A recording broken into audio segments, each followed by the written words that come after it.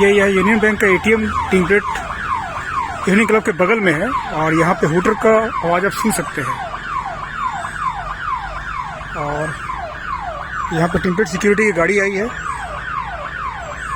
इनको किसी ने सूचना दी थी या क्या, कैसे आप लोगों को कैसे पता चला? फोन किया था सिक्योरिटी जो गार्ड है। अच्छा, फोन किया था।